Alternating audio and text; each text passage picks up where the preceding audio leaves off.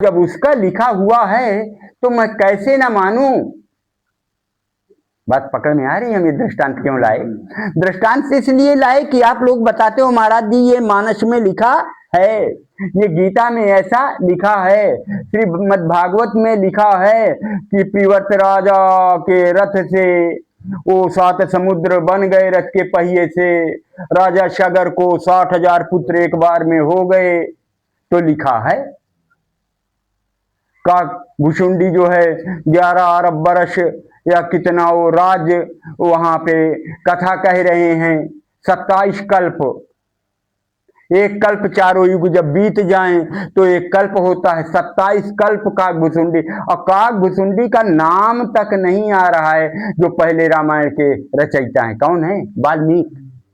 काक भुसुंडी का कोई नाव गांव तक नहीं है और 27 कल्प वहां कथा कह रहे हैं। तो लिखा है में नहीं जाना, क्या लिखा है उसमें जाना है। क्या विवेक से वो बात घट रही है? अगर नहीं घट रही तो नहीं मानेंगे तो कोई पाप। आगे तो इन बातों में कभी ना जाएं, किसी से कोई बात ना करें। महापुरुषों के द्वारा संदेशा है उसको लें जो उसमें अच्छाई है, सार सार को गही रहे अथोथा दे उड़ाए। तो इन बातों में न जाकर आनंद का जो अमृत पीयूष पान उसमें है उसको निकाल लो और भूसी को उड़ा दो, तभी तो आनंद बैठेगा। यही ना? तो ऐसे करने से हमारा सब कुछ बेड़ा पार हो जाएगा। और बगैर अंतःकरण में उतरे बाहर बाहर से कुछ बनने वाला, चाहे जितना बाल का खाल निकाल करके ये बाबा समझा दे, चाहे आप लोग सुन लो या आप लोग समझा दो, जब तक अंदर नहीं उतरा जाएगा, जितनी बातें सुन रहे हैं तो कथनी से जब तक ये करनी में नहीं जाएंगी और करनी से रहनी में नहीं जाएंगी तब तक बात बनने वाली। यही सत्य है। इसलिए आओ सुनो कन भर, मनन करो मन भर, अनिधिध्यासन करो टन भर। यहां से थोड़ा भी जो सुनकर जाओ अपने निवास में एकांत में बैठ करके थोड़ा सा मनन करो। आज का क्या पाठ था और किसमें महाराज जी बोले थे और उसका मतलब क्या है? इतनी देर में बैठकर आया, कुछ मिला भी है कि ऐसी केवल ताली बजा के आ गया?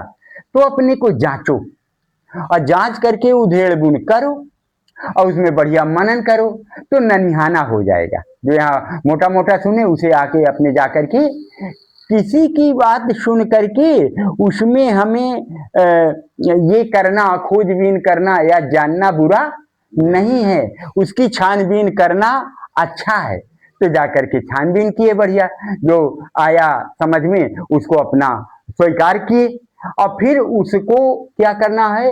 अब ये कथनी थी, अब फिर रहनी, अर्थात वैसे ही रहने का ये करनी, ऐसे ही करना है। जब ऐसे करने लग जाओगे, जो सुना कि भाई ये इंद्रियों से गलत नहीं देखना है, ये ज्ञान इंद्रिया कर्म इंद्रिया अंतःकरण चतुष्टय, ये किसी तरह से हमारा फंसाना ना फंसा पाए, क्योंकि ये प्रकृति हमें कुछ देने वाला नहीं है। अगर ऐसा स्वीकारी तो फिर इन कर्मचारियों को इस प्रकृति से बचाओ कि ये प्रकृति इनको जो है बारंबार बुला करके न लूट पाए, तब तो काम बन जाएगा। यही ना? अब ऐसे रोक लिए इनको तो आपकी करनी बदल गई और फिर जब करनी बदल गई तो फिर रहनी में आने लगे।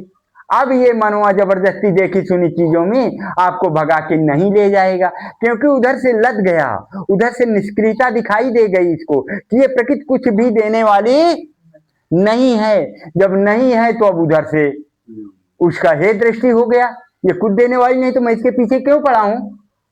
समझ में आया? तो अब मन की प्रीता उधर ना रह गई तो अब मन जाएगा नहीं, अब मन जाएगा नहीं तो फिर स्थिति बनेगी, तो ध्यान लगेगा, फिर समाधि बनेगी। यही ना? ऐसे करके बढ़िया सुंदर जब बनाते जाएंगे तो वाह वाह वाह। यही ना? इसलिए आज तो इतना ही कह करके विराम देने की इच्छा हो रही है, क्योंकि आज का समय थोड़ा आश्रम में जाने का है। इसलिए वहां भी हो आएंगे। अब आज सदगुरु आ गए हैं तो उनका भी दरस परस हो जाएगा। ठीक है, प्रेम से बोलिए सदगुरुदेव की जय।